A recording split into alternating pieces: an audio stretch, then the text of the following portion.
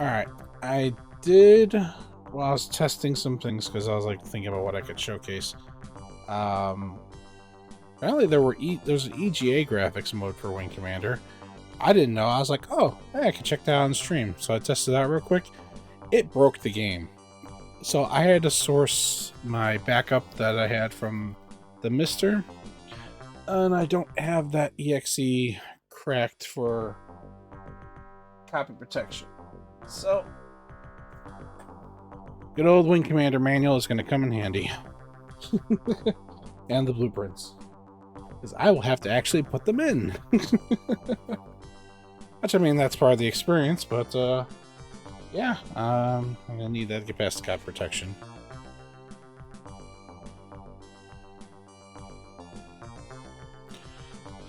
So, to start... Alright. I guess it's story time. I did say I was going to say this when we got to here. As I've basically kind of figured out, and is pretty obvious, Wing Commander is very near and dear to my heart. As I've realized earlier to stream, is the my first PC experience that I can remember. I mean, unless my memory comes up with something different, I think this has to be like the first one I ever remember seeing. Like actual computer game, like as early as I can remember. Yeah. But yeah, like this was, and part of it is the anticipation. I probably have told this story before, but back in the day, we had these things called floppy disks. No, the big old five and a quarter. Those 3.5, 5.25. Yeah, they were really floppy disks. Those weren't even the floppiest of floppy disks. If anybody's watched War Games, you have seen something even bigger and even more floppier. But yeah, like the transfer of like because those had to be 768 kilobytes. Kilobytes, not megabytes. Definitely not gigabytes. Kilobytes. So somewhere in the realm of like half a megabyte. Obviously, that's a little bit more than that, but just to kind of put in perspective, like how small capacity these discs were. Like, you could sneeze and create more data than what was on these discs at the time. But like even then, like Wing Commander, the original, probably, I forget how many discs it had, but like we were on like disc 2. Like we got through the first disc, we were installing it. Like, all right, cool, installing it. It's like it's going. It's like, oh my god, this is taking so long. So I got through disc 1. My dad's like, we're not waiting around for this. This is taking so long. Let's go get something to eat. We drove to a local fast food place, Burger King as it was, which is funny considering BK mode for archipelagos and that for the live seeds. Burger King still persists in other ways. We went to Burger King, ate at the place, came back, and the disc was still going. It was still going on like disc 2. Disc 2 or disc 3, one of the ones. So it wasn't long after that the next disc prompted, but like that's how long it took to install Wing Commander. Like just a single disc, we were able to eat lunch in the span it took to copy those to the hard drive. All of that waiting, wondering, you know, like, because, you know, you see a box, you know, you're like, oh, Wing Commander, this seems kind of cool. Had I thought about it, I would have had the Wing Commander box and stuff up on screen. No, I'm not going to delay any longer. It's getting later into the night. I was going to say I'll look it up real quick, but no. All that, I mean, this is my experience. I don't really remember the box. Pardon me. Get all that installed. Finally, it says type WC to begin. So we do. This was what my experience was on my earliest computer memories.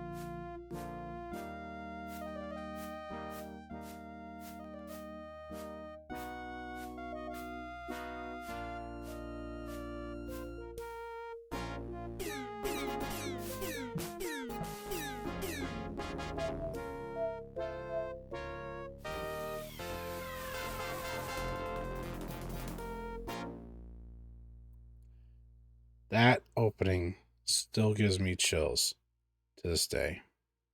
To hear that, to see that, those original memories just come right back.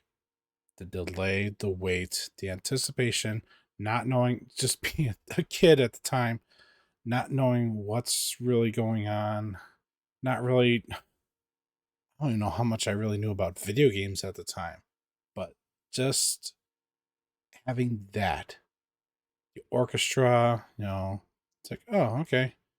And then the opening song. That's one of those core memories for me. One of those things that always sticks in my heart, sticks in my memory. I will never forget that opening. Oh, all right. To the copy protection. Claw marks. All right. Page 26. I'm glad it tells me. I don't have to hunt it down. Rolari. What is the weight? 18,000 tons.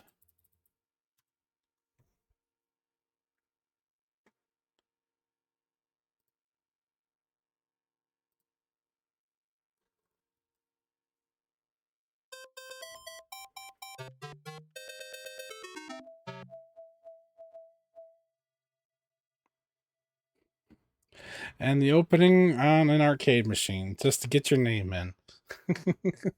You're just like, what? What? Let's go game over already? Oh, all right. We do the old broken emails thinking like, oh, Devil Hunter Wolf, that's your name, right? Devi the Hunter, right? So, Hunter, call sign, Wolf. Canonically, it's Maverick because apparently it's like a joke that Christopher Blair, who didn't have a name yet, he was just known as Blue Hair. You'll see why in a little bit. Which is why Blair, Blue Hair, they just kind of made it into that.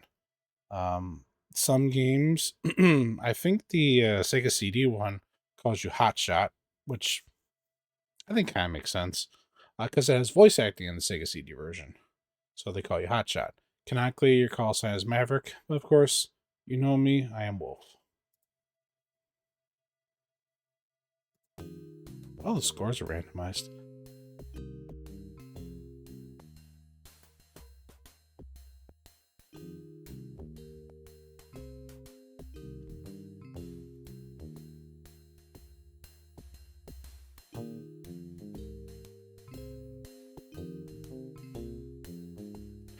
All the times you've heard me use this.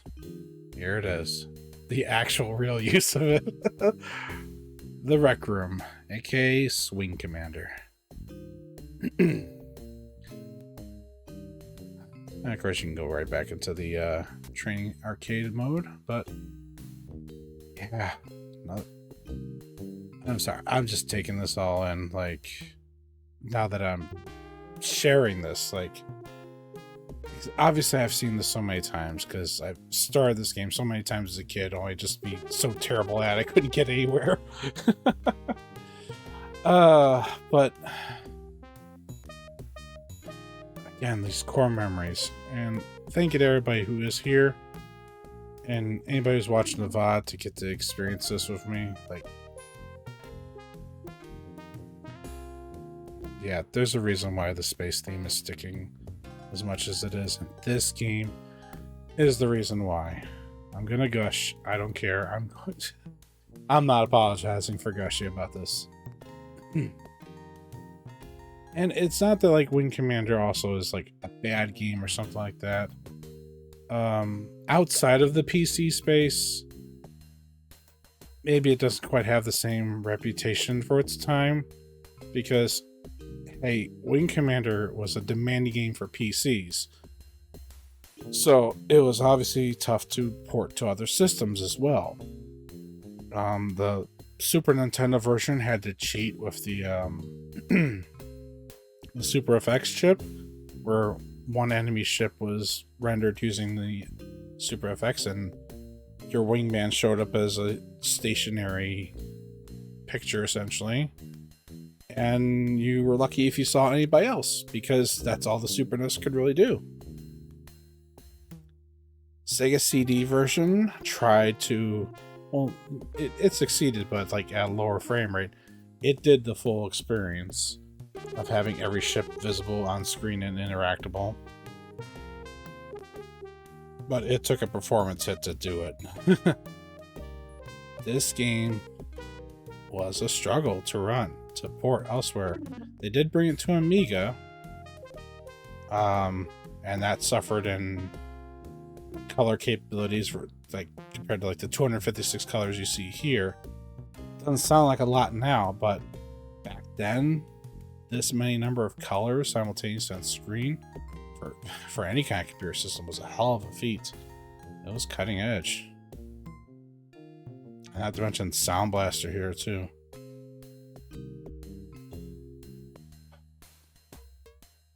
So many memories.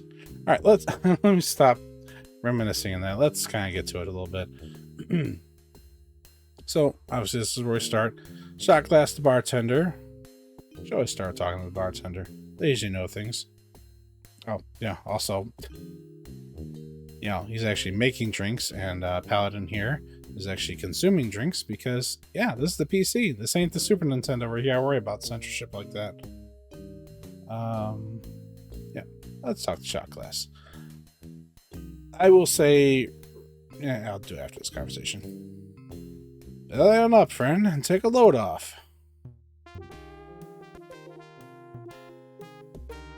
Yeah, you must be Wolf. I'm Shot Glass. Welcome aboard the Claw.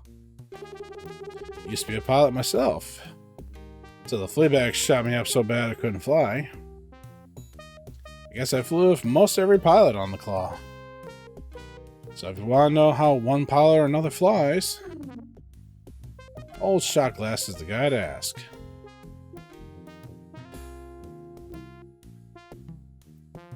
Stop by when you're off duty and we'll talk more. I wonder why the awkward pausing is, because I was waiting to see if it's going to auto-progress.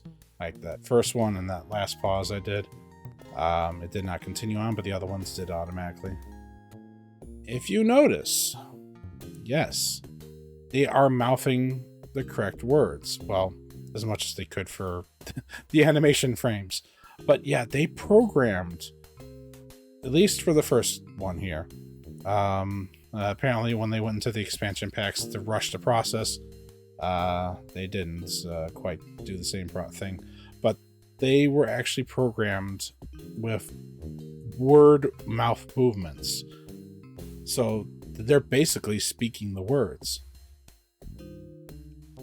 Again, with the later ones, and this comes directly from the devs. Like, this is not some secret knowledge that I know. This was a stream I'd watch of original devs talking about the game going back to it years later. Obviously related with Star Citizen, with those replays that they were doing.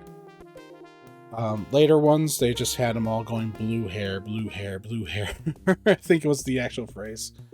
But yeah, for this first one, they've got them mouthing basically the appropriate words.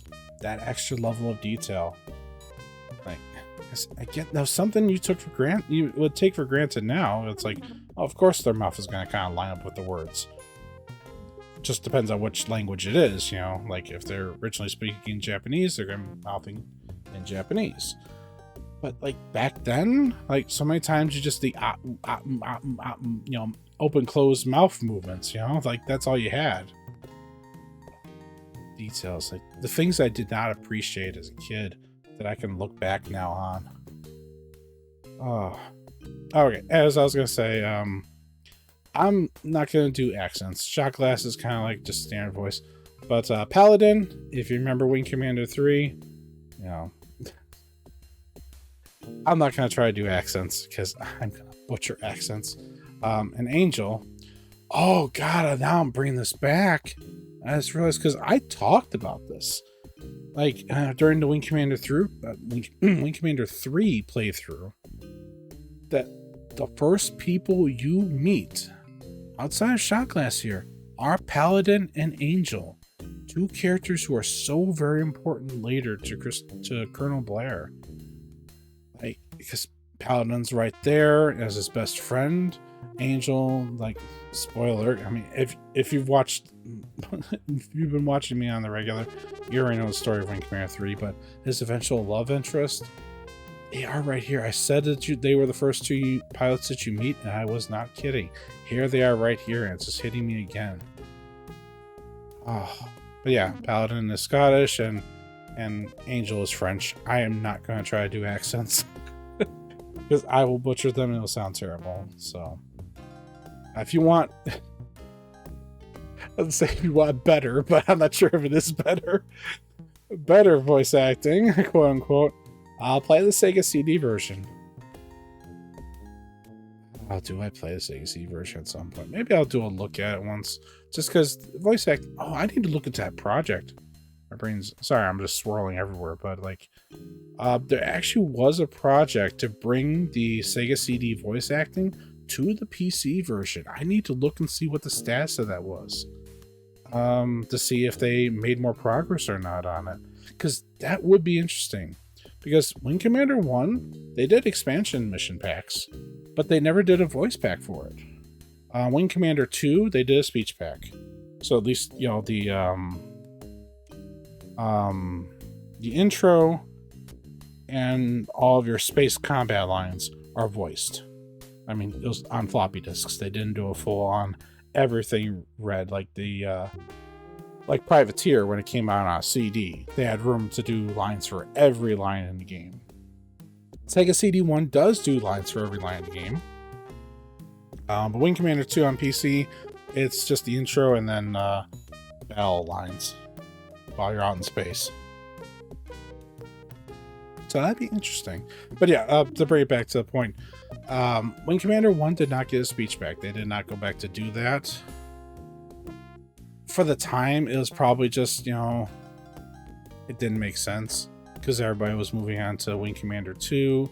I think Wing Commander 2 came out a year later, 2 years later.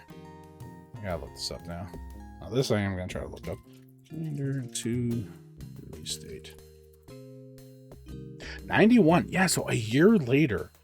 To just think, like, obviously that's base version before any new expansions, but to put in context, you're talking about, like, this came out in 1990, Wing Commander. They did 2 expansion packs, Secret Missions 1 and Secret Missions 2. Then they brought out Wing Commander 2 a year later, and then that had special operations expansion packs for mission packs, and these stories are canon. Like, these are not just extra missions just for the fun of it. They are canon to the whole storyline. So they continued the storylines of both games, like with this game, and then still got the other one out in less than a year. Obviously, like, there wasn't as many grand changes. Like, obviously there were some improvements in craft and the storytelling aspects, but like mainly the same engine and that. But yeah, so they just kept on like pushing forward. It just makes the leap between 2 and 3 so grand.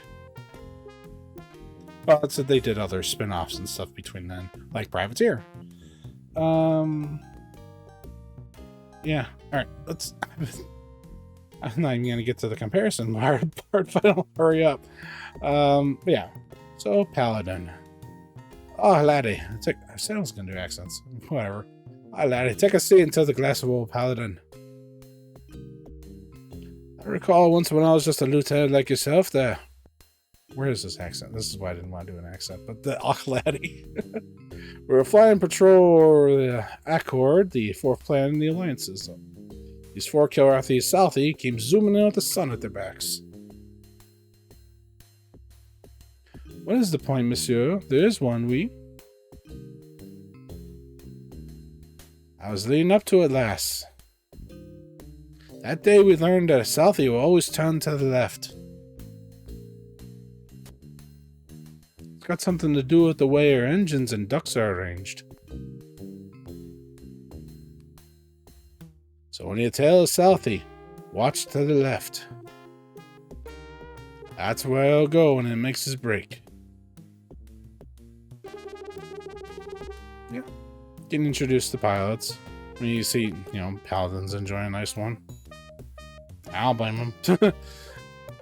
Knowing where the war is and where it goes, I don't blame them. I mean, hell, when you're at 3, you have the choice to get drunk yourself. Yeah, we're getting introduced to pilots and getting some information. Bonjour, Lieutenant. You are called Wolf, no? I am called Angel. I am just reviewing some figures on our recent encounters with the Kilrathi.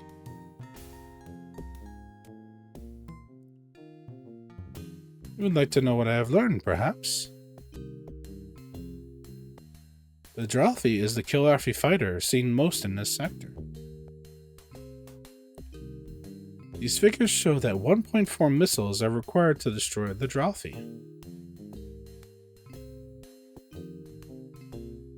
While over 7 direct laser hits are necessary to destroy the same vessel. I hope this information is useful to you, Lieutenant. You're a Lieutenant. I thought we were Corporal for some reason. I'll look at the kill board here in a second. Yeah, okay.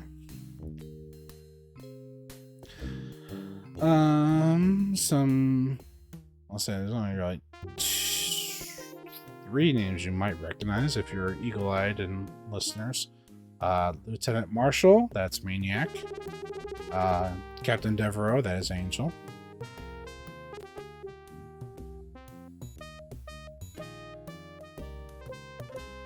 Blanking our first name. Major Taggart, that is, that's Paladin.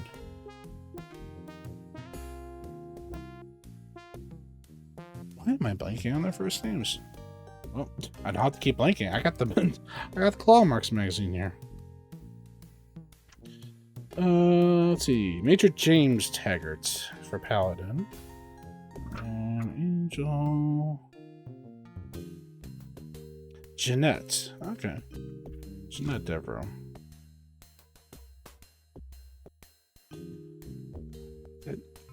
Yeah, quick little aside, like, I miss and love the old, like,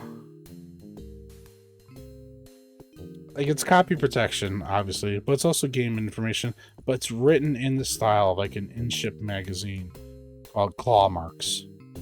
Oh, I miss things like that. Some of the stuff we've lost in this digital era. Digital's convenience all hell, but, oh, man.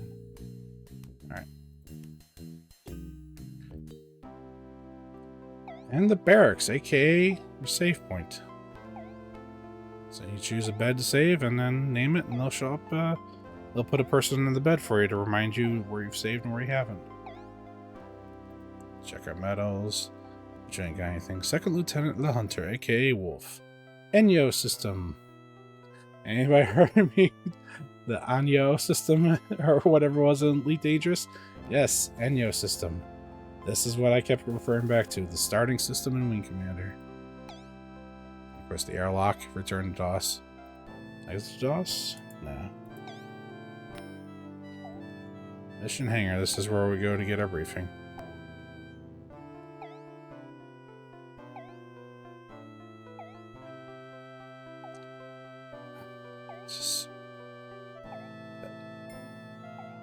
The calm before the storm.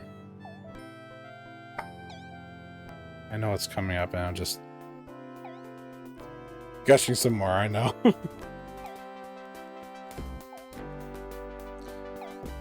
Alright, let's go get to our mission briefing. Mission briefing, Enyo system. 0600 hours. We got a lot of work to do, people. Oh, jeez. The Tiger's Claw jumped from jump space 7 hours ago. Jeez, this is going fast.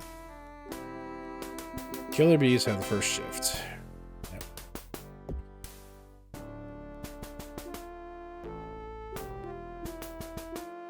There we go, talking about we're the wing leaders. Yep. You vets keep an eye on the kids out there. Here are the assignments. Wolf, you're leading Alpha Wing. Spirit will fly on your wing. She's quiet, but she knows the ropes.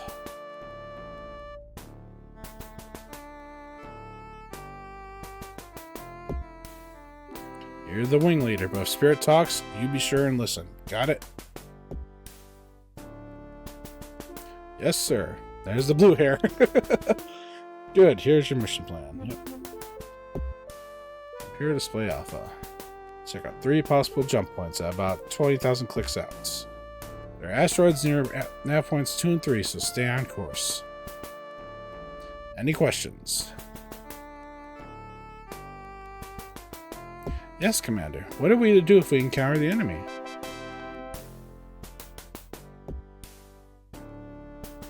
Engage if the odds look good. Let Wolf make the call. Next is Beta Wing. Your thoughts wander as the Commander makes the rest of the assignments. And back to the Tiger's Claw. Remember, this is no train sim. If you see the enemy, he'll be out to kill you. Be sure to do it to him before he does it to you.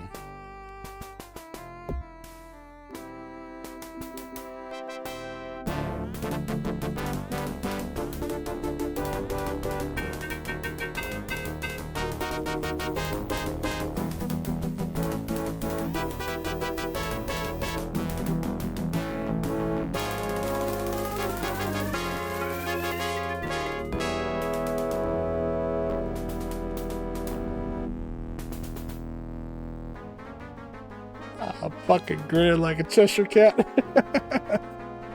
Oh, I forgot mouse control. I was trying to get my mouse out to... I almost forgot to change over my control player. There we go. Privateer's controls ought to work.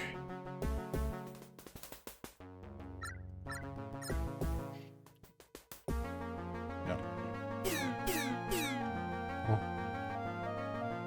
Oh, this is sensitive. The mouse controls. It's not auto aiming, it's just directional there. And of course we got those views. Look behind us. There's Spirit on our wing.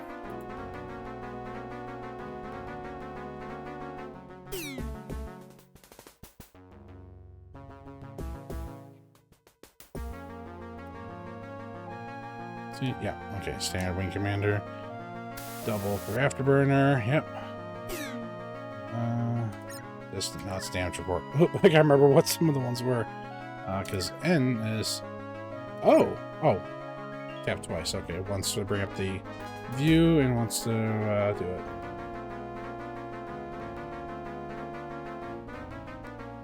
Why be all the way out there?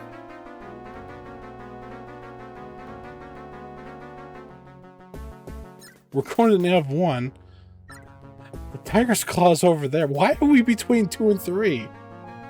A game?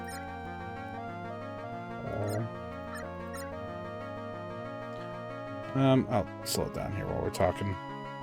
So yes, a lot of this should look pretty familiar. Standard cockpit view. This is the Hornet. Yes, the green. If anybody, I don't know if I actually showed that off because it wasn't really extremely dangerous. But this is why I called the Eagle the Hornet, because green. Green and kind of a starting ship after the main one. I should have talked about this when Angel was telling us. So it's just telling us about, like, 1.4 missiles. So meaning, like, you can't just spam missiles. You have limited missiles here. You got 2 dart dumbfire. I was trying to remember what the F stand for. We have 1 heat-seeking missile, which will have to lock onto engines. I've explained these before of Privateer. Yeah, let's go to F1. And I'm really surprised that we're out that far. Like, we just got launched and Tiger's Claw just said, okay, we'll meet you out here. Very odd. Oh yeah, and here's the screen I was talking about earlier. I did manually extend it out because obviously, as you can see, it fits in the retro scene blockage here. But I did just to go real quick. Yeah, I did artificially extend it out just so that it'll be wider for modern games. But yeah, this is where it came from, though.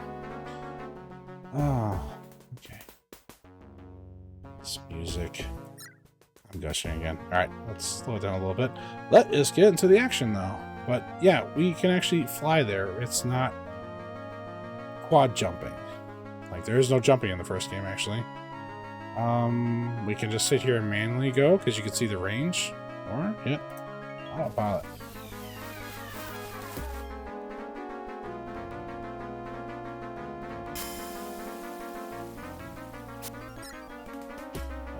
Breaking attack spirit.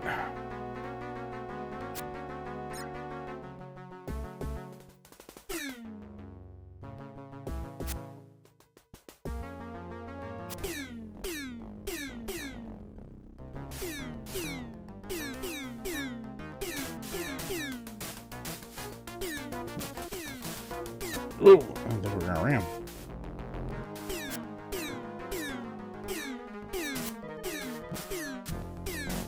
Slow down a little bit.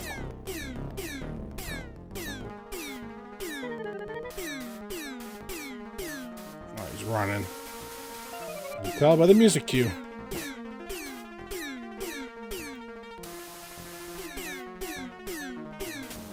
Got him.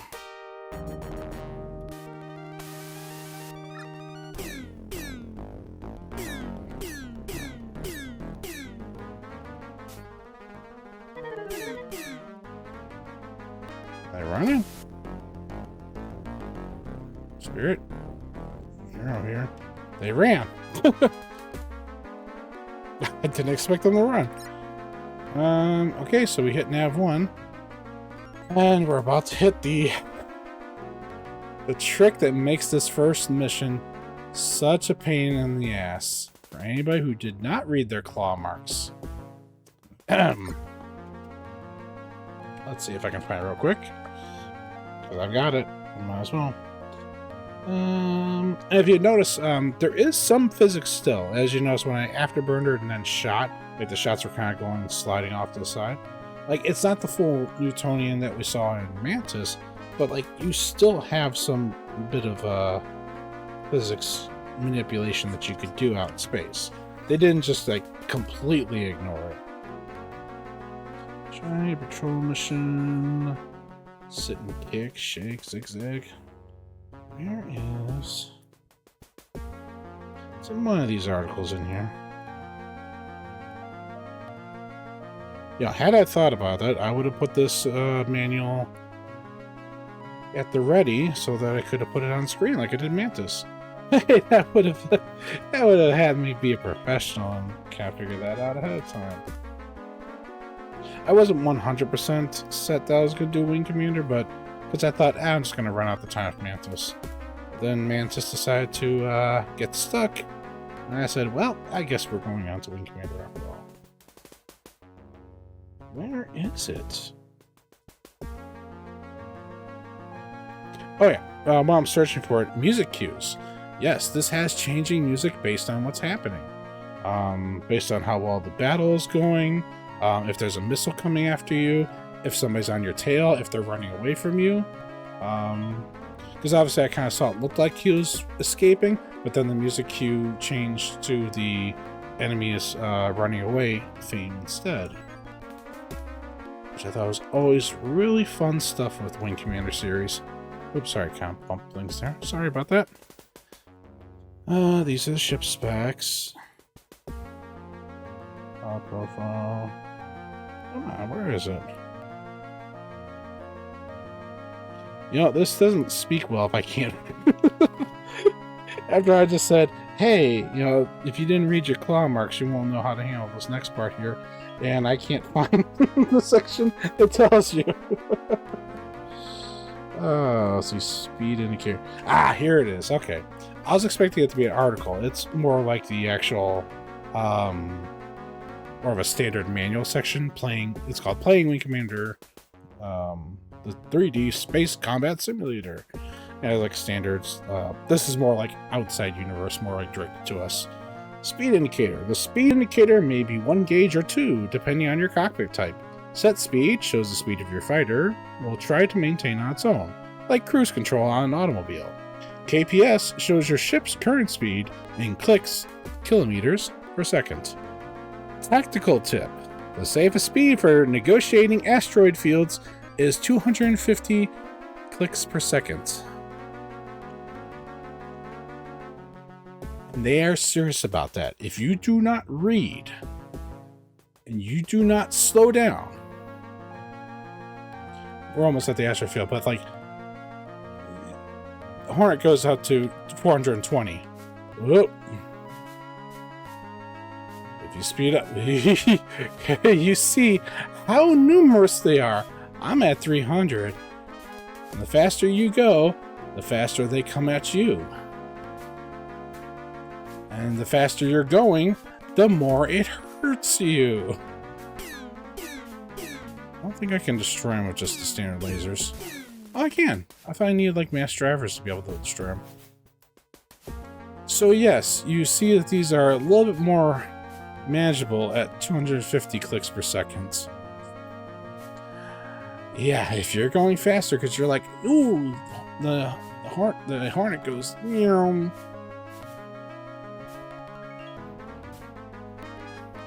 Yeah, you will die. There's one other thing I did not mention. Whoa, I'm hitting the wrong button. There's one more man, I didn't realize how fast you get through these areas in Wing Commander 1. These nav points are short, even if you don't know how to hit autopilot. Yeah, one more thing of note is that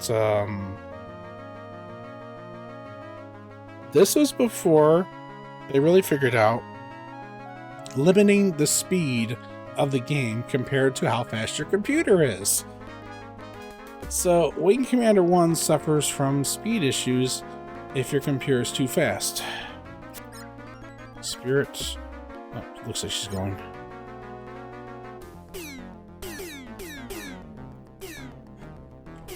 Never mind. Okay. There's those selfies that we talked about earlier.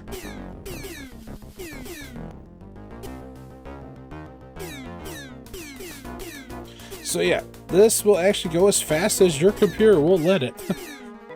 So that asteroid field, meaning they'll come at you even faster. Well, the whole game will be just way too fast.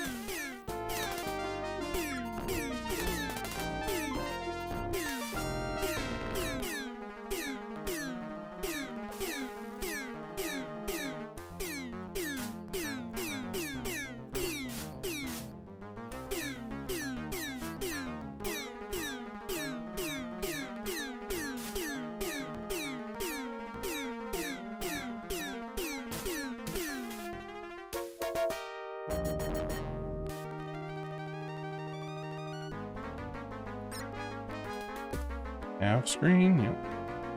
This is a patrol, so you have to go through the nav point. Just like you used to have to do in Privateer.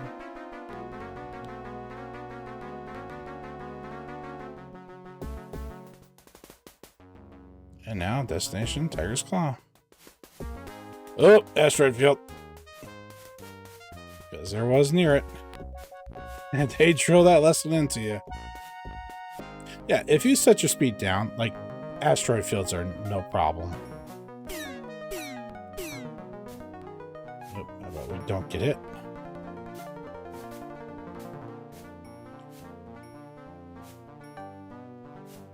Shit, if I'd hit autopilot quick enough, we probably could have avoided this.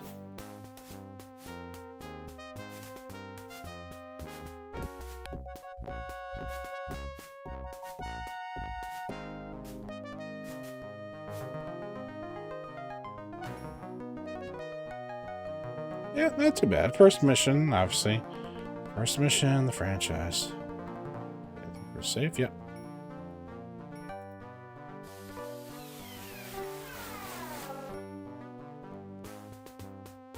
And now the other fun part of Wing Commander 1. Landing. Tiger's Claw, request landing. Clear to land. Still gotta take it slow, because there are only a limited number of degrees that you can see. You have to line up with the front of the ship to land.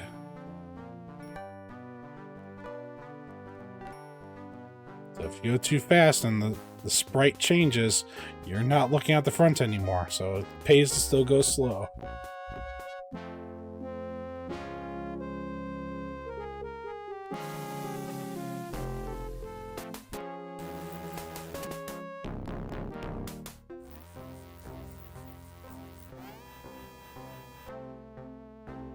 Yeah, wide pretty clean, sir.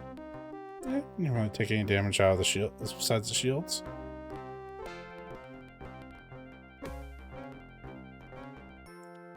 Anyone recognize the notes from the landing theme? Mission debriefing. Welcome back, Wolf. Looks like you survived your first trip out. He's a very capable pilot, Commander. It is an honor to fly on his wing.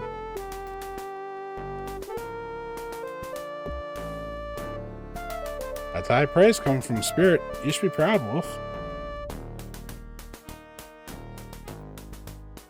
In any case, you flew well out there. I've reviewed the mission report from your flight quarter.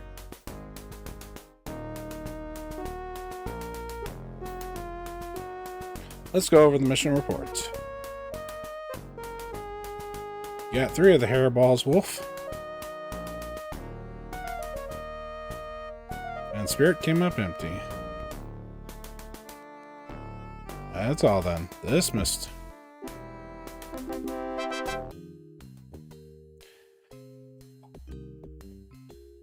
Again, a mission I flew so many times as a kid. It's been... I can't even actually tell you when the last time I played Wing Commander 1 was. Like, college? That might be it. Oh, it's been so long. But yeah, now that the pilots have also changed up here. Shot glass also the news say as well. Look at the kill board. That's, yeah. 1 sortie, aka 1 mission, 3 kills. Starting to make our way out there. Heard you flew with Spirit yesterday, Wolf. She's a quiet little thing, but she's a hell of a flyer. She's rock steady, follows orders, don't fire till she's sure of her shot. I was always glad to have Spirit on my wing while I was still flying.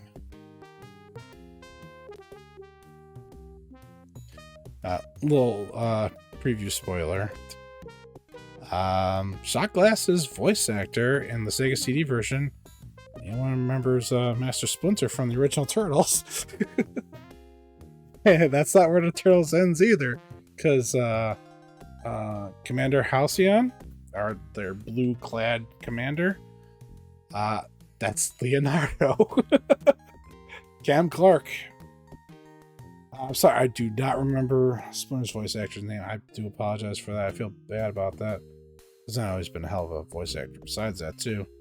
But yeah, it's just like, wait a minute, 2 Turtles voice actors in the same game. Unfortunately, it was during the era of not crediting voice actors. Glad we're kind of out of that zone. So, not everybody is properly credited or figured out that they were the voices for the Sega CD version, which sucks. It does. There's no way around that. I mean, it just sucks that was the era. Where it's like, oh, you're just a voice. You didn't make the game. It's like, no, come on. They were just as an integral part as anything else. Yeah. Well, we see Spirit out here is actually playing a guitar or bass. Actually, knowing the game and how heavy-handed some of the cultural references, yeah, probably something else. Space age version of it. Konnichiwa, Lahunter-san. Lahunter-san, please take a seat. If I may say so, you're doing quite well. Colonel Sama is most pleased with your performance thus far. There was no need to praise me before him, though, Honorable Second Lieutenant. The credit for a mission's success is due to its leader, not his assistants. I see by your expression that you do not believe me.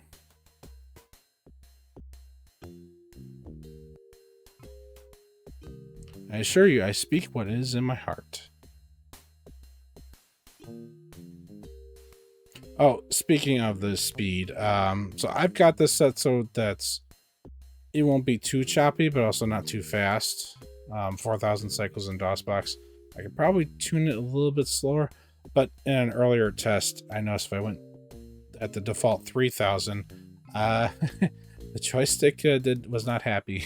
It was going down into the corner because the speed difference was too slow, I guess. There might be a way to fix it or calibrate it. Or am I just being... I didn't have a joystick plugged in. I was just acting up anyway. I also remember stuff like that back in the actual day, too. Yeah, there's a reason why I have a hard time recommending Wing Commander 1, even though this is such a nostalgia trip for me, and obviously such a big part of me growing up. The series and this game in particular, but like it is a little rough to go back to. There is a version that they made later, part of the trilogy called the Kilrathi Saga. It's Wing Commander 1, 2, and 3.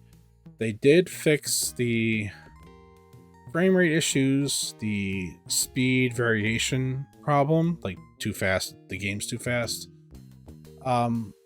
But the reason why I'm not interested in playing it, they replaced all the sound effects. They did it for good reason. Because in that era, when you're talking about, I guess that's Windows 95, I believe it was. Windows 95, 98. Sound Blaster support was not what it was. Like, DOS gaming was basically gone. It was the era of just standard sound cards. Like, it wasn't like you were necessarily going for a specialty card to get sound for gaming. You might just have a basic, like, oh, I play WAV files and I can play MIDIs and stuff like that. Like, it wasn't gaming focused as much. Like, and different companies were kind of getting into it with cheap chips and stuff like that, and they worked just fine for Windows. Like, no problems whatsoever. They weren't like quote unquote gaming sound cards, but like the capabilities for compatibility were shot. Like, you weren't getting Sound Blaster compatibility the same way that you would have like using the era appropriate cards. So for compatibility's sake, all the music is done in a pre-recorded higher quality MIDI, not actually MIDI playback, but just a recording of it. And it sounds pretty decent. Like, they didn't do a bad job on it, and they kind of punched it up a little bit, so it sounds pretty good. But, like, there's no classic Sound Blaster sound. There's no MT32 supports, which I will play that setting before we end tonight. I'll probably do one more mission, then I'll try it. I'll showcase that so you can hear how that was back in the day. And it wasn't just a MIDI playback on Kilrathi Saga where you could use your own MIDI synthesizer. It was all pre-recorded for compatibility. So they had a minimum quality that you would receive from playing the game. And it also changed the sound effects as well. They used a lot of sound effects from Wing Commander 3, which that's fine. Wing Commander 3 didn't have bad sound design. But if you're going back to get a nostalgia trip, it sounds so out of place to hear Wing Commander 3's like tracking and guns and missile launches and stuff like that, all coming from Wing Commander 3 out of the visual of Wing Commander 1. It's odd. Like, I understand why they did it, because they're, again, a set high bar for quality when compatibility was shot for all the old stuff. So it's all fixes, but I'm probably not going to play it. It's because it's not what I grew up with. All right, but speaking of hunters, call sign Hunter himself. Oops. Did a double click there. You're a wolf, right? Call me Hunter, mate. Good day. I think you can tell what he's supposed to be. Spit here was telling me about your tumble with the hairballs. Sounds like you really mixed it up out there. That's the way, isn't it, mate? Just you and some hairball twisting about trying to get the missile lock. Formations, uniforms, medals, wingmen, that's all sheep dip. All Bruce can count out there is himself and his missiles. A little too reliant on missiles there, Hunter. And no, this is not where Hunter came from for my Devil Hunter wolf. Devil Hunter comes from, I mean, just look at me in the corner there. Devil May Cry, the Devil Hunter rank. Just fun coincidences in the nostalgia. Let's go ahead and save. One. Yep, so now there's a pile in bed. You can save, or you can awaken them to open it back up. Do one more. No, we'll switch to MT32 before we do this next one, because it is starting to kind of get late. It's 2 o'clock already. Install. VGA. I'm almost tempted to try the EGA again, but nah, I don't want to risk breaking it. I already broke one installation today. Although, what if it worked better? PC speaker sound effects. Oof. That's gotta be an oof. Adlib, the precursor to the Sound Blaster, the original that set the standard originally. Main difference between Adlib and Sound Blaster for the time, if I'm remembering correctly. Sound Blaster came with a joystick port built in. It wasn't an extra card that you had to do. And Sound Blaster could play digitized sound effects. Whereas the Adlib was not really set up for it. It was just the synthesizer chip. And then the Roland MT32. The high end of sound back in the day. Did not have it myself. Because, oh boy, we were not affording that. Computers being as expensive as they were for the time. Yeah, Wing Commander was a game that pushed the specs. So, I mean, that's the kind of stuff. It's like we kind of do the joke of like, but can it run Crisis? But it's like, it's kind of like, can it run Wing Commander? It wasn't the only big game that pushed systems, but like, it was one of them. One of the higher profile ones for the time. Because like your adventure games, just real quick, no, might as well put on the other navigator music again. Because as much as we kind of had that joking standard, like, not that like Sierra, now remember the direction I was going with it before I got with the music. Like Sierra Adventure Games also put out a high standard then. Like tomorrow, Hey, if I want to plug my next stream, yeah. Tomorrow's stream, we're not done yet. Will be Space Quest 3, and we're most likely going to finish it in one go because it's a shorter game, and then we'll move on to Space Quest 1 VGA. For anybody who was here last Saturday stream for the preview that I did showcasing as we finished Space Quest 2, and then showing like the graphical jump, like it's not like that Sierra didn't do their own standard settings as well. The difference being a point and click adventure game doesn't exactly need to be running the quickest.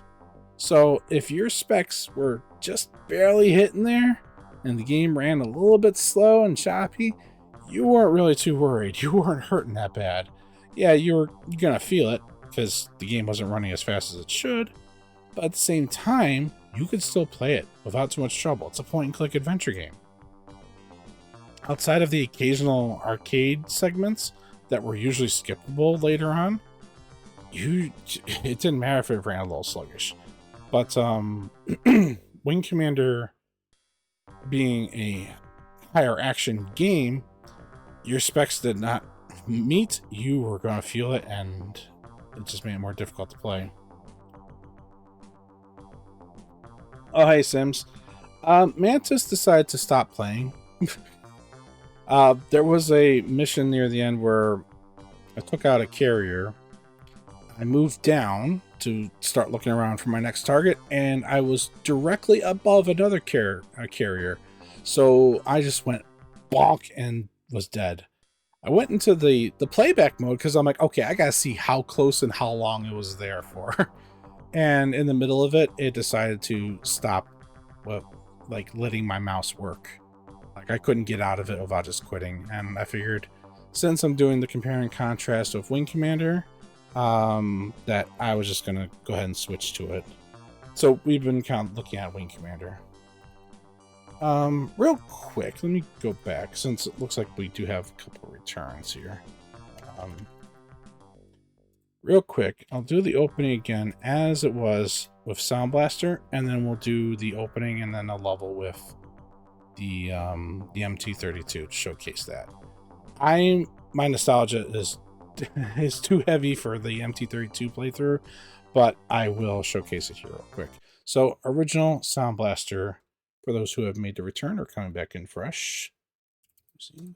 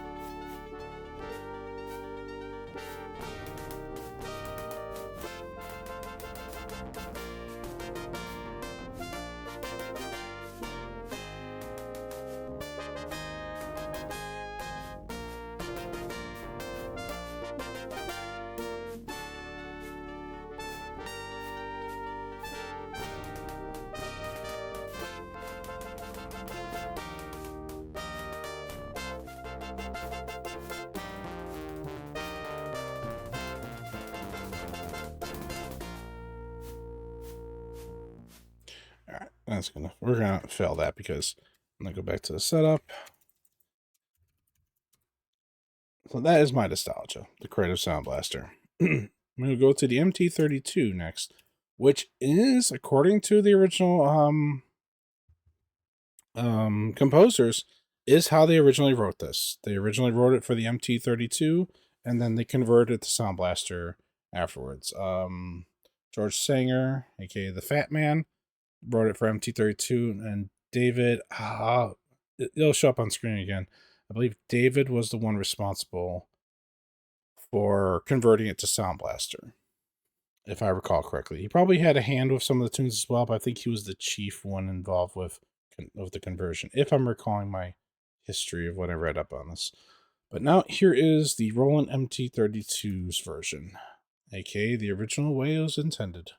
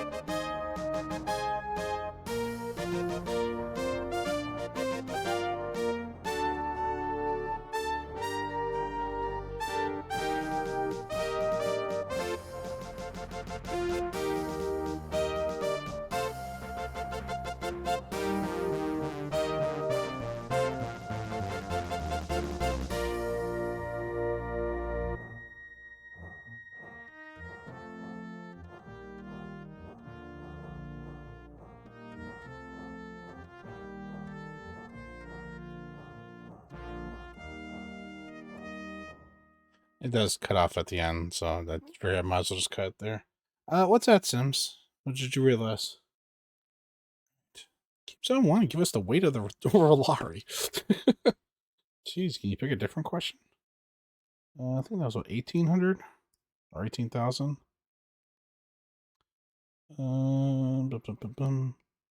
Rolari, 18,000 tons.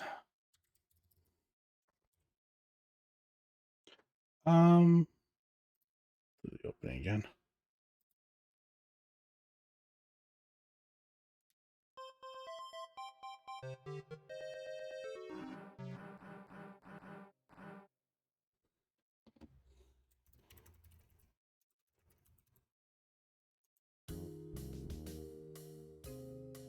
There we go.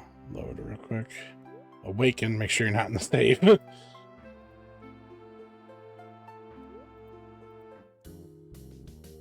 The Church of Man, aka the Retros Sims.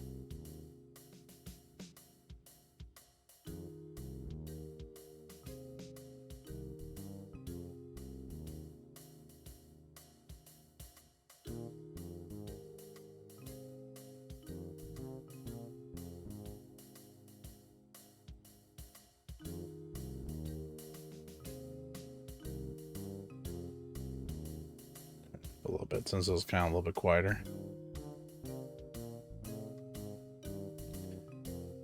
I mean, kind of that same fanatical kind of.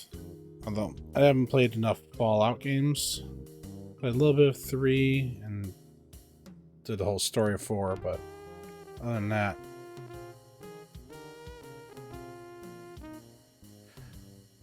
yeah, this was the original intended experience.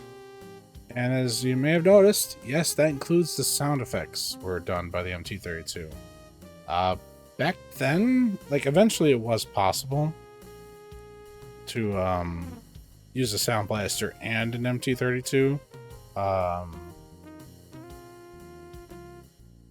Actually, come think of it, was that a general MIDI change?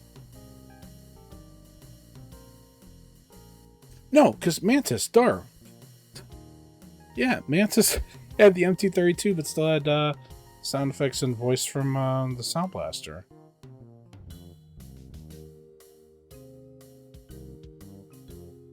So, yeah, but earlier on, like, it was pretty common to just have one sound card. You weren't going to have multiple.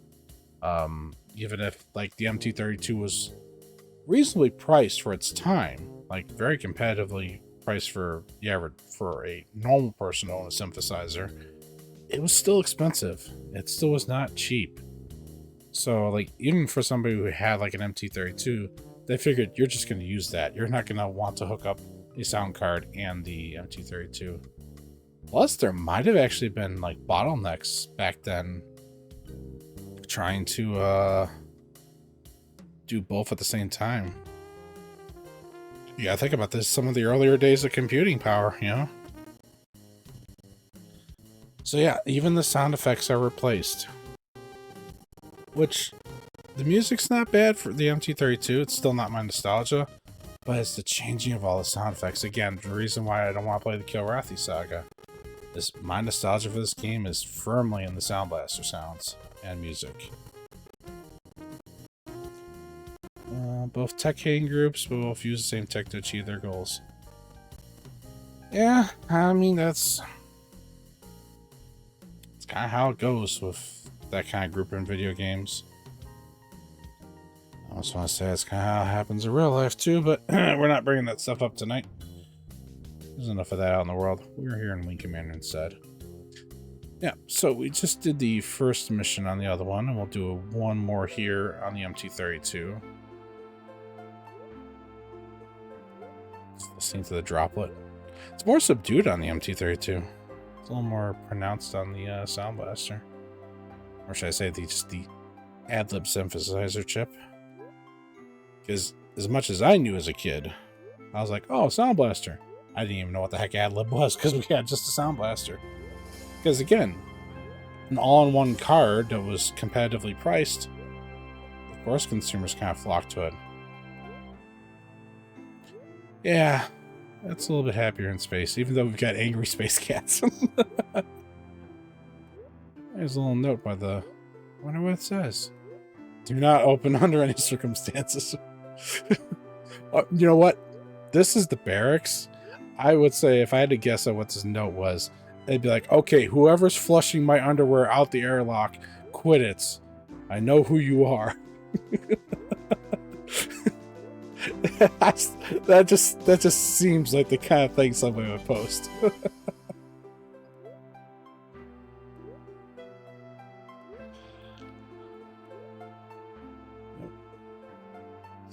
think we got a new medal for our first mission, I think. Or first kill. Speaking of, like, all the medals are in the back here.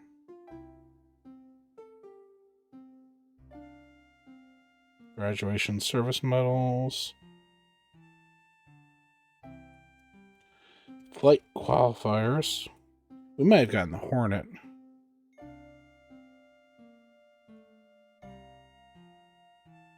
Once you complete your first mission with the first class. Yeah, so we probably got our Hornet ribbons. Since we flew a mission with that one.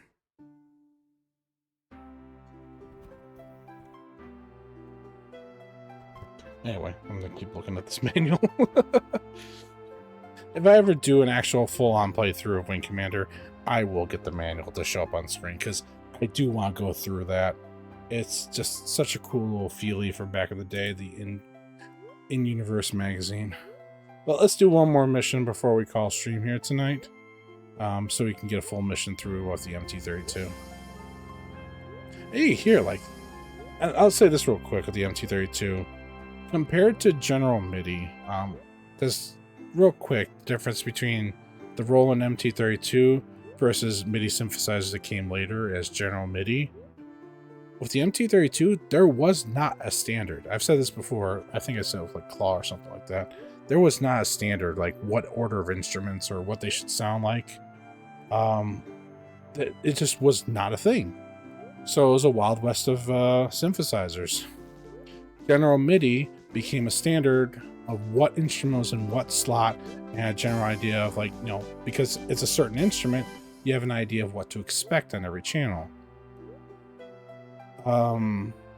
It's a lot more rigid, it's a lot more compatible, a lot more predictable, but it's a lot more rigid as well. The MT-32 was a fully programmable MIDI synthesizer. So it had its own presets built in, but then they could be modulated to be something different, which is why it worked out for using it for sound effects, because you weren't just like, oh, what MIDI instrument fits this? Like, no, just tune it and make it what you want it to be.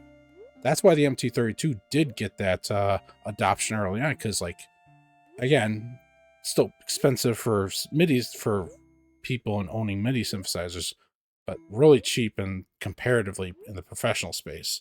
And its capabilities for its time are great. Space Cats of the Borg. Space Cats.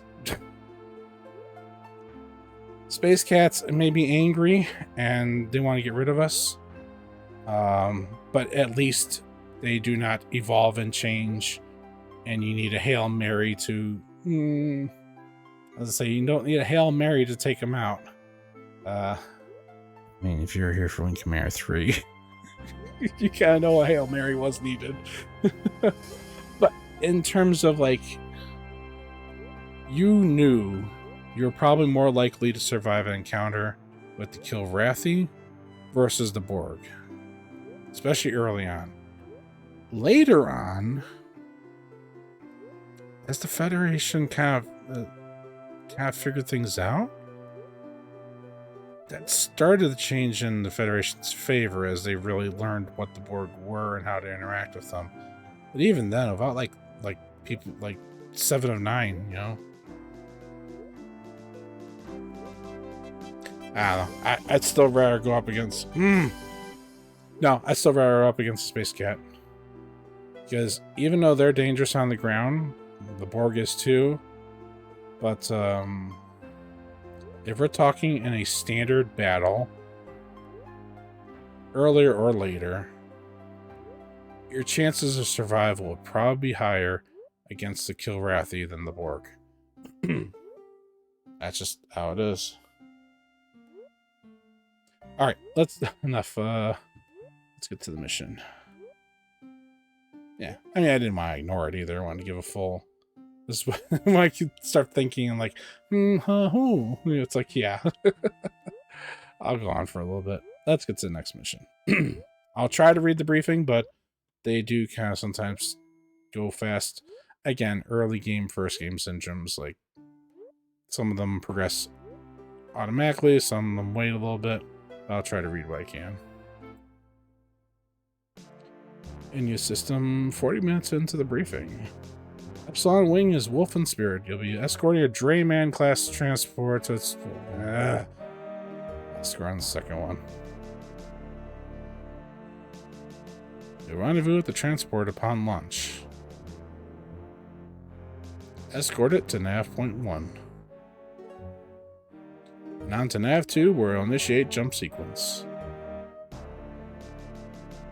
Once it's jumped out, you'll return by the most direct route. Remember, your job is to make sure that transport jumps out. And I want you leaving her to chase down bogeys. If the enemy retreats, you stay at the transport. Questions? Yes, sir. Why is Nav 1 so far out of the way? There's an asteroid field between the Tiger Claw and the jump points. Tiger's Claw and jump point. The fighter might be able to navigate it, but a Drayman's sport will never make through. Anything else? Alright then, let's get to work. Squadron dismissed.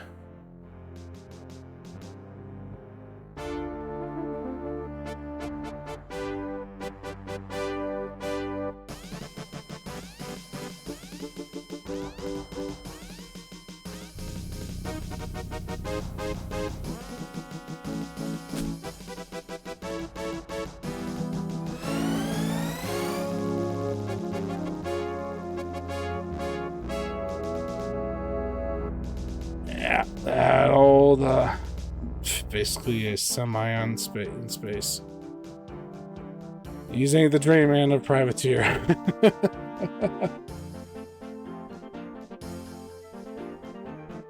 And that scramble song does not hit the same on the MT-32. All respect to that was the original creation in that, but the Sound Blaster synthesizer just adds a punch to it to really feel the gravity of it.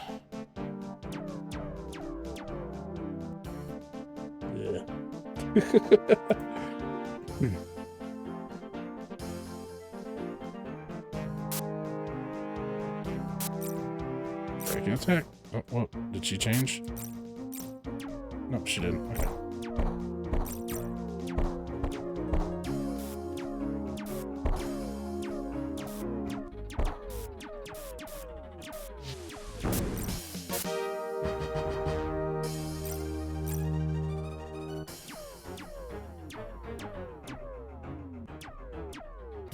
Where's the tray, man? There it is. Okay.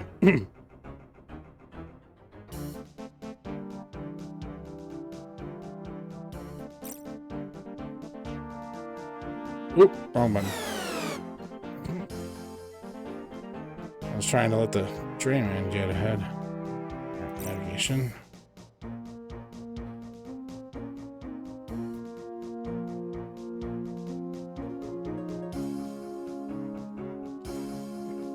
It's that muscle memory between Elite Dangerous and Wing Commander biting me again. Luckily, it was just change target button. And not like, you know, launch missile or something.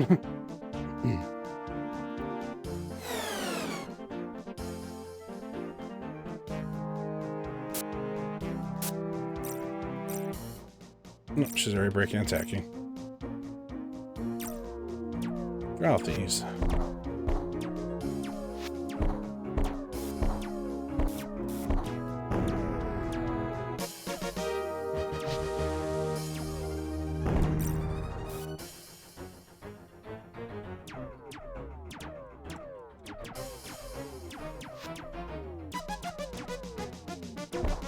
Make sure I don't hit Spirit by mistake.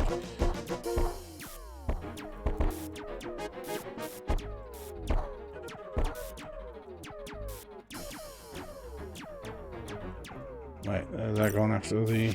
Yes, it is. Leave the transport alone, fucker.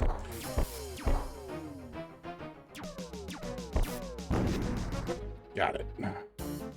And Spirit took out the other one.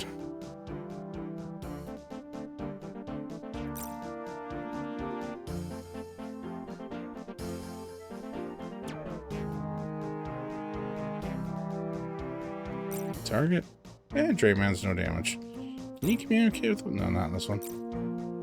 You can't do what your status is. It's still way too early. All the things we take for granted in later parts of the series. I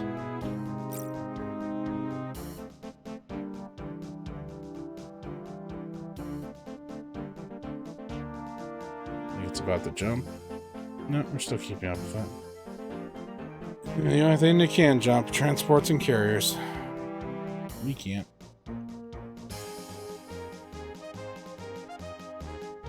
So long, Drayman.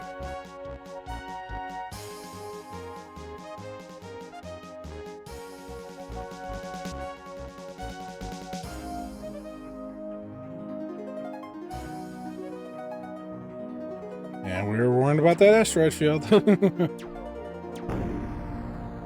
I put my speed down. Oh! Almost got two facefuls of asteroids. That's why you don't assume you can blow it up. Oof, still got close enough to singe my shields. Jeez, I get my tongue around that one. Singe my shields. This is why you treat the asteroids in Wing Commander 1 with the amount of respect they deserve. Because, yeah. They don't care and they will take you out. As bad as they might be in Privateer, they are no... Wing Commander 1 asteroids are far less of a joke. Not the privateers' asteroids are much of a joke. Wing Commander 3, you're just like asteroids. It's like they just sit there. Ah, classic Wing Commander. They were death traps in space.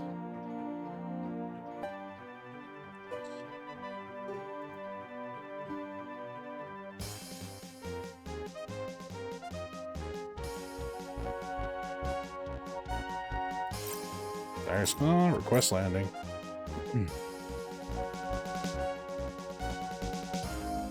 As I said earlier, go too fast, that sprite might change. If it does, you're no longer facing the front. You have to land in the front of the carrier.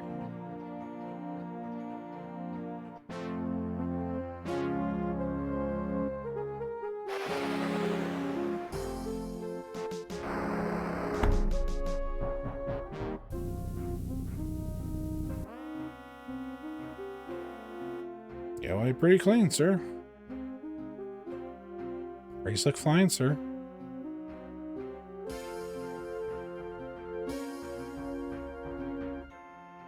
Yeah, you will see your battle damage when you come back.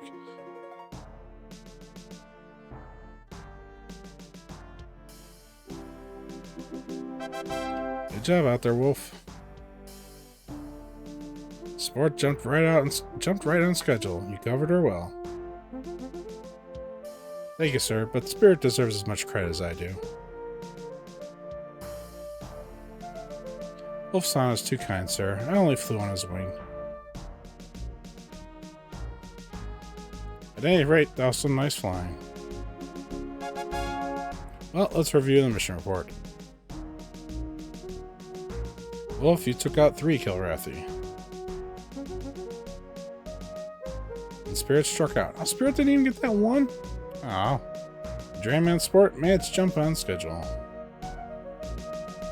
And Wolf, I want to see you in my office in a couple of hours. That's all then. Dismissed. Colonel Halcyon's office. The Hunter, come in. I want to speak with you. I need to speak with you. Yes, sir?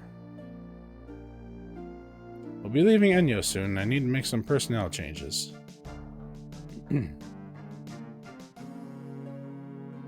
Effective immediately following the jump, you'll be reassigned. I want you in a Scimitar-class medium fighter with the Blue Devil Squadron. Yes, sir. You won't be sorry. You might be, though.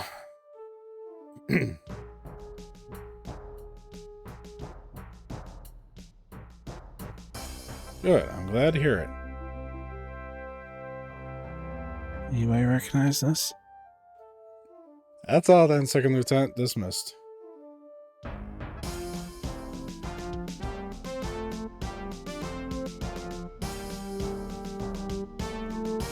$79 for meritorious conduct in confronting the Kilrathi enemy. Meritorious. There we go.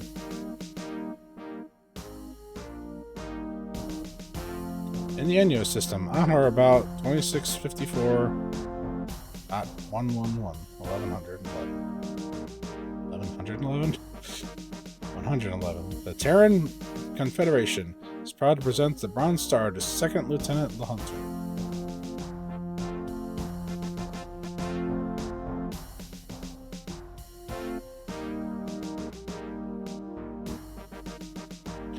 Courage is exemplary of the Confederation's finest defenders. Hey, we got a medal already. Good job, Wolf. Congratulations.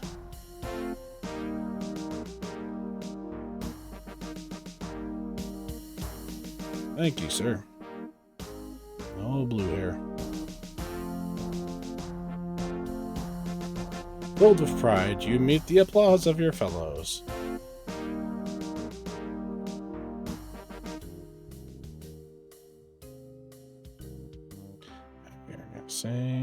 Save. Replace, yep. What was I gonna say? Oh yeah, if anyone recognizes that scene in the commander's office. Yes, that's where the follow alert comes from. And the landing theme, probably recognize it. It is a starbase from Wing Commander 2, but it is the same theme between both games. There's a lot of shared themes between the first two games. As I said, they came out within a 1 year of each other, so they had to put some corners cut, somewhere. I've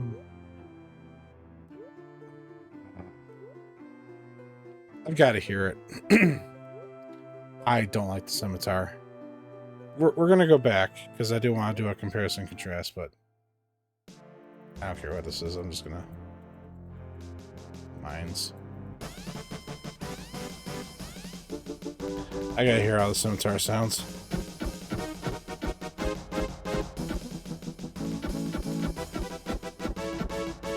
Okay, it's something.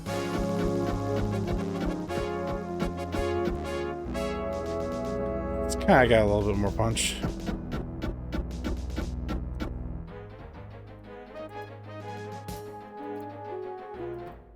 Okay, I was just like, can I exit? We're gonna go back to sound. No, install. We're gonna go back to Sound Blaster, and we'll go through the actual conversations and that while we're in there. I lied. I'm doing one more mission.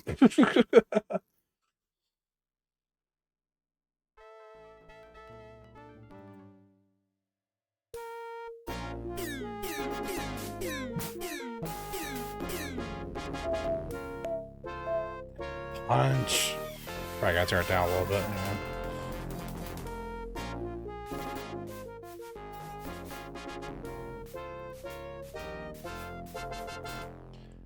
Oh, just that punch of the synthesizer chip. I said no respect, all the respect to the original composers and what their original vision was, but oh man, that conversion was so good. You did not feel like you were missing out when you had an ad lib or Sound Blaster. 45. Jeez, it's almost the last page. All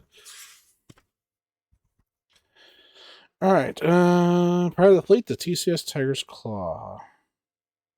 Well, let's see. The Tiger's Claw was launched in what year? 1644. The newly launched TCS Tiger's Claw on a shakedown cruise. 1644. Yeah.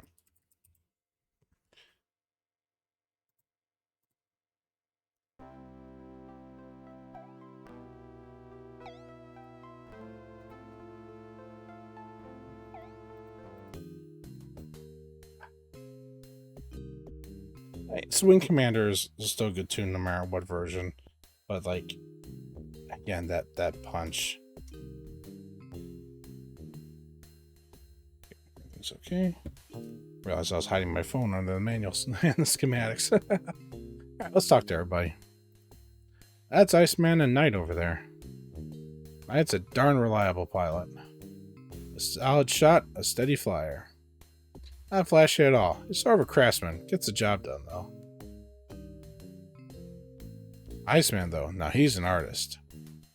Best pilot on the Tiger's Claw. Lives to fly and to fight. He's totally ruthless and completely deadly. Some of the pilots say he's got Freon for blood. At least that's where he got the call sign.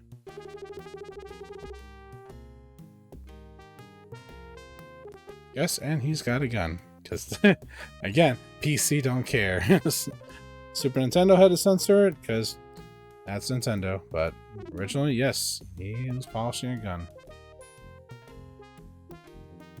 I think you might see the other Dirty Harry kind of similarities here. Wolf, they call me Iceman. Don't let Knight fool you. The Sim's a gun-heavy slug. Forget finesse, just head straight in, guns blaring. Give me a ship that takes skill. A Raptor, or even a Hornet. Or one of those new rapiers. If half of what they say is true, the Rapier is a true artist's ship.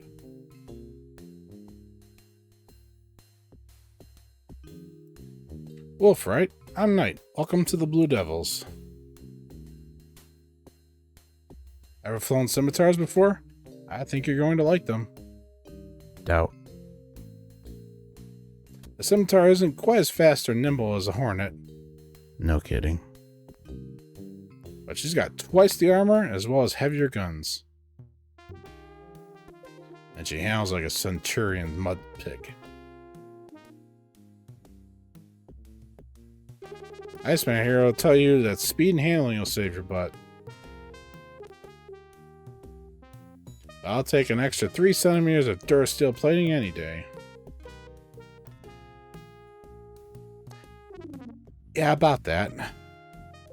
Again, anybody who remembers my Wing Commander 3 playthrough, maneuverability counts for a lot more than that. Yeah, Scimitar is not my favorite ship. I would be surprised to hear if anybody loves the Scimitar in this game, because, oh buddy. Yeah, it's got mass drivers instead of lasers. They're right about that. But they're also right that it does not handle as maneuverable. And I don't know if you notice this about dogfighting.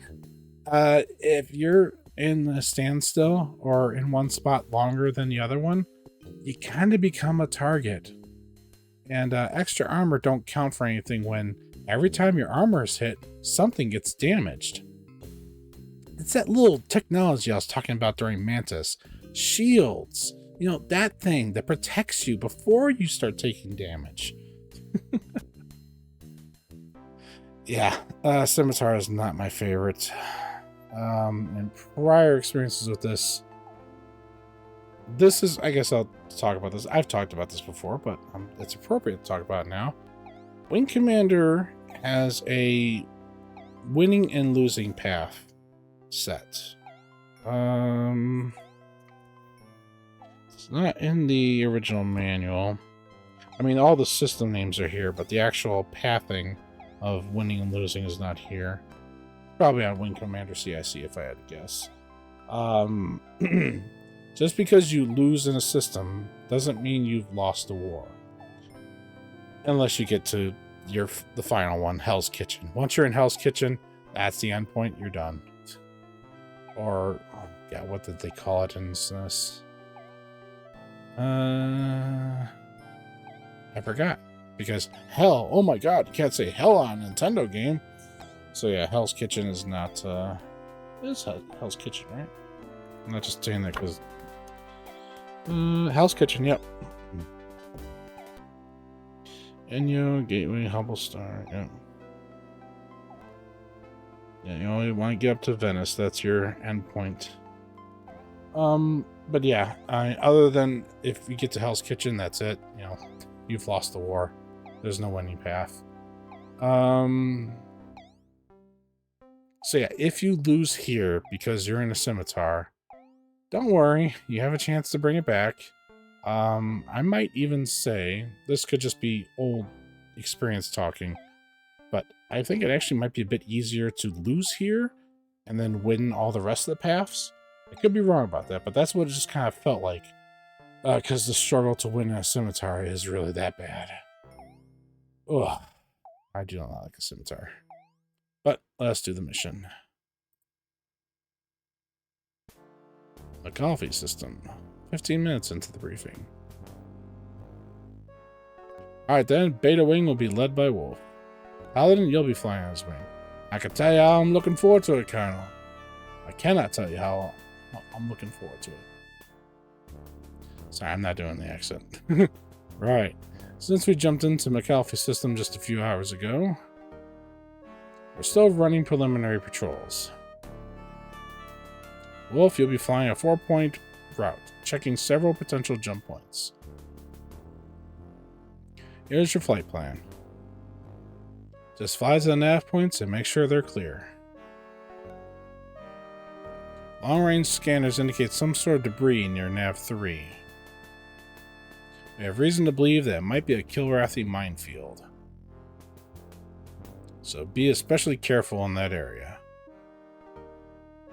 Questions? Alright then, Delta Wing is Iceman and Angel. Listen, as the Colonel. Oop. That's everyone. Last questions? No hands are raised. Good, let's get to work. Squadron dismissed.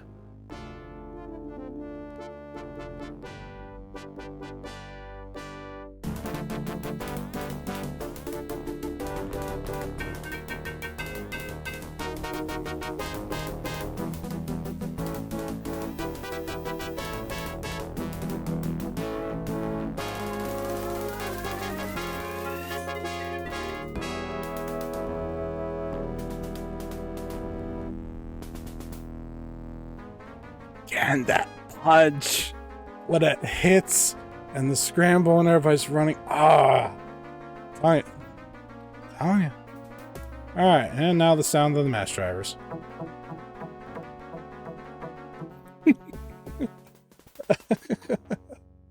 Such a dumb sound. It's okay, but it ain't a laser. Like the punch of the laser, and then you just hear tuk, tuk, tuk. Plus, you drain through that energy fast. Like, obviously, it's shooting fast, but it also drains fast. And yeah, the scimitar is not as maneuverable.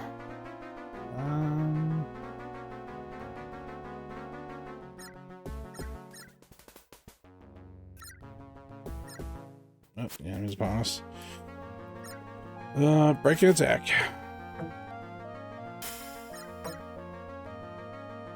Speed up.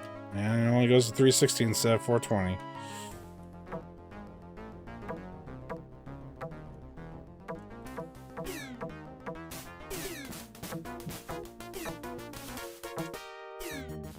Yeah, we rammed. So on the scimitar, you can't tell what your front and back armor is, because it's a squish display. We're out of energy, because our shields are recharging. That does help. Or hinder, I should say. Gotta look for the blinking dot on your radar. This is what I mean about being a stationary target. Or a slower target in the middle.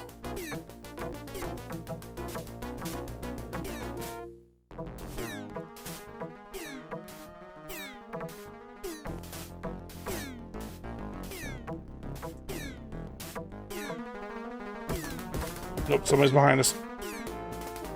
Music change.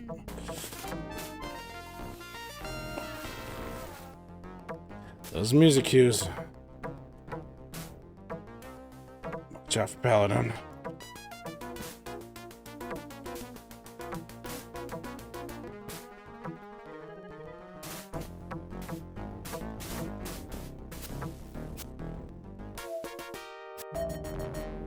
Thank you, Paladin.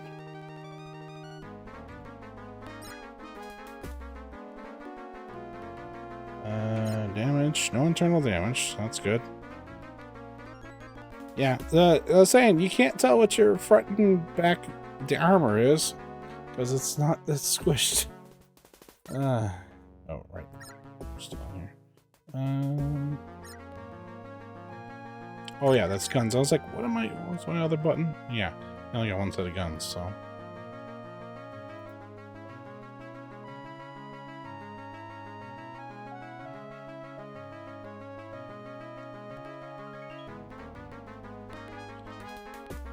Alright, autopilot's in the lower left. I was like, where is it?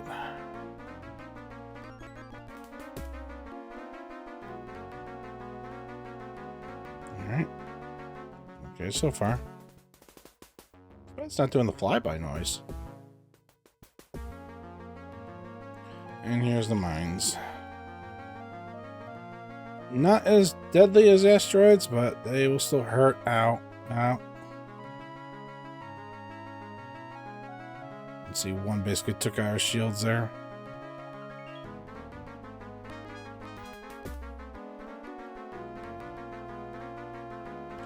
I think it helps definitely to be a little faster in the minefield.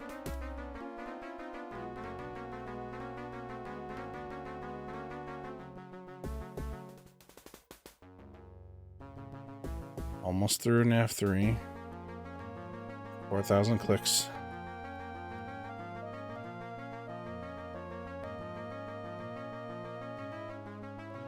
There we go. F.4. And I think if you go too fast, because your wingman is on your wing, literally. You can see him back there, dodging. If you go too fast, I think he will run more into mines. So you have to be careful. I guess I should do the, make sure we're out of the minefield first. Yeah. A little pan around view. You can see, yeah, Paladin's right behind us. Got our backs.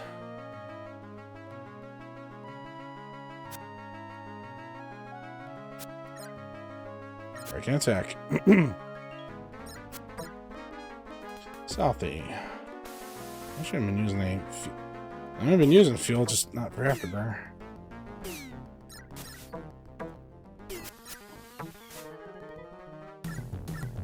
Oh, we're taking some damage. Music's changing.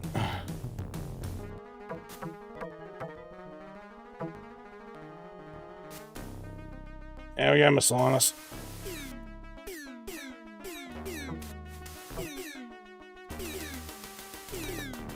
Alright, missile's gone. Somebody's on our tail, though.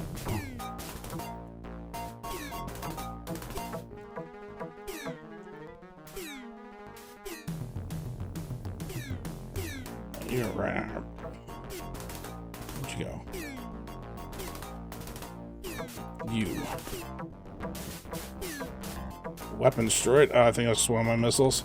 It's okay. Alright, got that one. Alright, you wanted my attention, buddy. You got it now. Yeah, and medium damage music theme. Those for play the SNES version, aka the only battle music that ain't the critically damaged theme. Something's on our butt.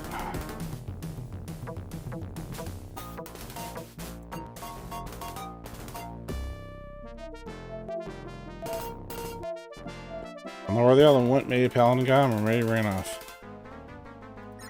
Those music cues, they are important to listen to. Because you may not always tell who's targeting you otherwise. But they'll let you know. Yeah, so the shield went down and we lost a missile that got destroyed. I think it was one of our heat seekers because it looks like we're off center there.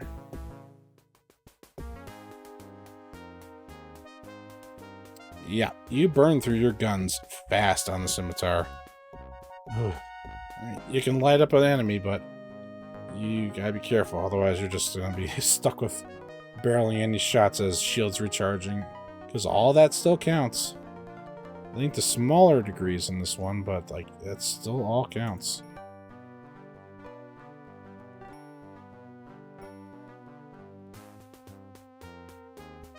Ah, our first not direct.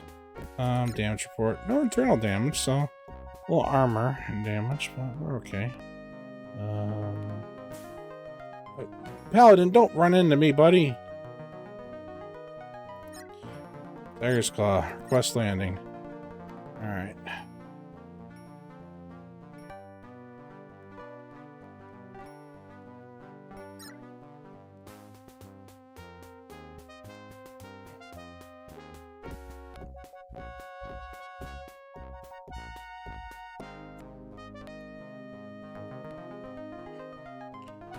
Getting closer to the front.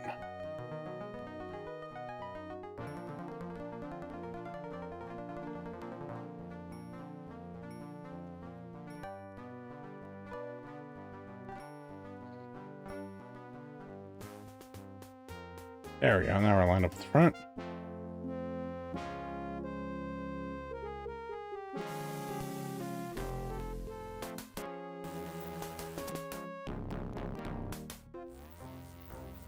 Yeah, there's our battle damage. Looks like a little hot out there, sir.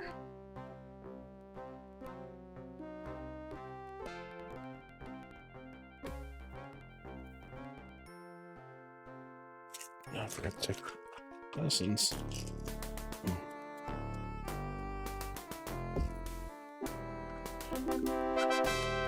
Well flown, Wolf. Handle those flea bags like an old pro. What you would say? Thanks, sir. Having Paladin on my wing made it easy. Yeah, Paladin's okay. Now, laddie, don't brag on me, or the colonel will start expecting more from me.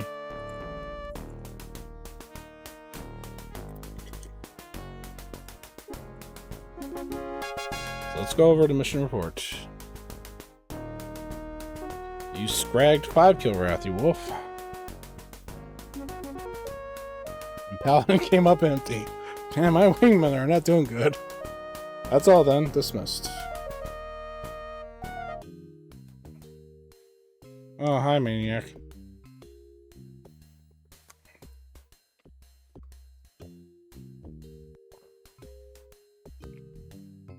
And no, despite the cards, that is not Vagabond. Vagabond is just Wing Commander 3. Hang on, just taking my meds real quick here. Drop them if you use them. Drop them if you need them. Alright. We're gonna go save though real quick. Yeah, we're doing okay.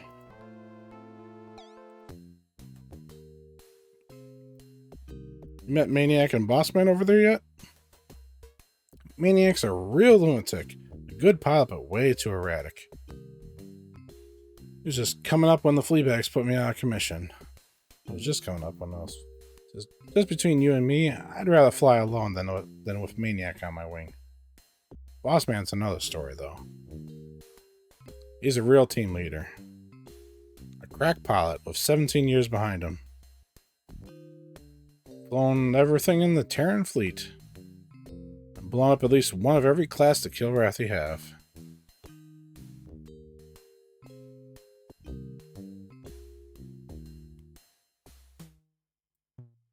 Sorry about that. Yeah, that's Maniac. Like I said, you don't typically see him a lot in the main campaign unless you're doing bad. He is your punishment for doing bad. Because he won't listen to you. He'll just go off on his own. You don't have to tell him to break an attack or form on your wing because he won't listen anyway. He'll just do what he wants. Hey, Wolf. I'm Maniac. Glad to meet you. Bossman says we're going to see some action against some battleships soon.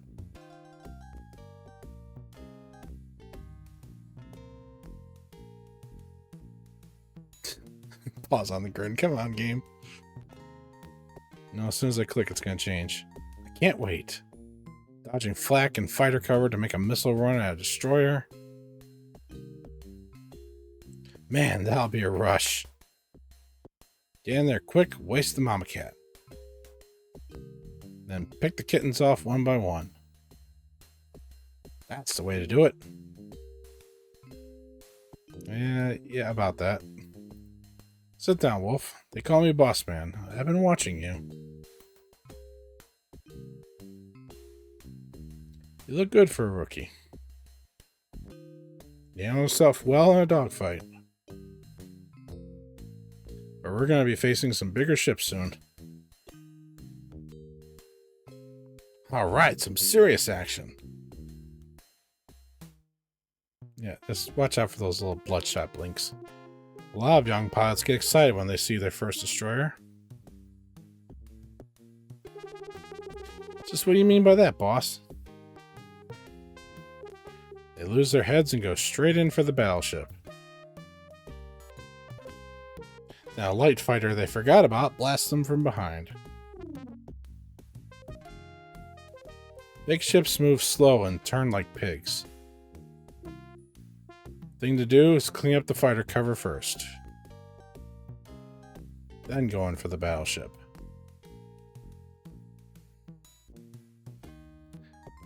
So yeah, two people who are not necessarily Maniacs fans. And you ought to listen to them. Actually, I'm curious now, because obviously we know that Tom Wilson, later on in the series, and Wing Commander 2. Well, Wing Commander 2, I believe I've mentioned this before. I sound like a broken record every time I say it, because I can't remember what I've said on people's streams. Well, I can't also assume that everybody's heard me on anybody else's stream, too. So that's why I keep going over things even if I might have covered it before. Maniac actually kind of comes a little bit more into his own, starting with Wing Commander 2. Wing Commander 1, he is definitely the punishment pilot. If you're on the bad one, you will never fly with him unless you're on a losing path. Then he's your punishment for not doing well. Like, he's okay. He can handle himself. Like I said, he's not going to listen to you. He's not going to cover you. He is just going to go off and do his own. New kid. Yeah, there he is. New kid on the block. Oh yeah, and then obviously Wing Commander 3, Tom Wilson, aka Biff Tannen. You know, I'm sure everybody knows that Biff from Back to the Future. Done some other voice work and stuff like that too. But yeah, the person who would be Biff eventually. Fresh from the academy is Second Lieutenant Todd Marshall, known as Maniac by his graduating class. Marshall, 23, tries hard to live up to his moniker. Plodding along with her joystick in one hand and a copy of the naval regs in the other, it's not going to impress the Kilrathi, he says. They know our regs, they know the book, they know how we do things. If we're going to put them on the ropes, we have to adapt our rules, tactics, and flying styles. We have to outfly them, outfight them. We've got to want it more, and I want it. I'm a proxy, homeworld Leto, Proxima Centauri 4. When the colonization started, anyone with any brains or skills hightailed it off Earth, and most of them ended up on Leto. That's why proxies kick homeborn Terrans around in the ratings. Yeah. Sorry, it's like, don't have the greatest light here. I'm trying to like computer monitor glow is my best light source here. Despite his creative interpretation of colonial history and comparative naval academy standings, Marshall is one of the highest rated academy graduates of the 54 class and promises to be a worthy addition to the Tiger's Claw pilot roster. Yeah, he can handle himself. Just yeah, you may just not want to be on his wing when he does it.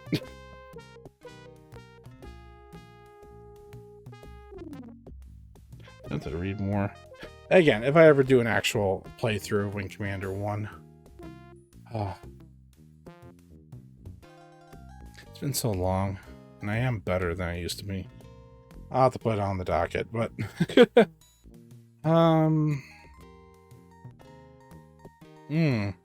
That's something I'm gonna have to decide. If I want to do this next or not. I mean, we've already made some good progress, but this wasn't the game I was gonna do next. I don't know, because I am trying to save Wing Commander games, you know, spread them out, because there's not that many of them. There's a few of them, but yeah. This is giving me the itch to want to play it, though. Yeah. Anyway. Also, I can leave it up because it's the music I play when I'm rambling at the end anyway. It's funny how this all comes around. Yeah. Yeah. Yeah, it's 3 o'clock. I really need to start wrapping up. I was like, why is my brain not functioning? Yeah, because it's late for me. That's why. It's about the time I really be starting to pack it up. Yeah. Oh, Mantis. I don't know. I feel like... I kind of feel bad that I kind of cut it early.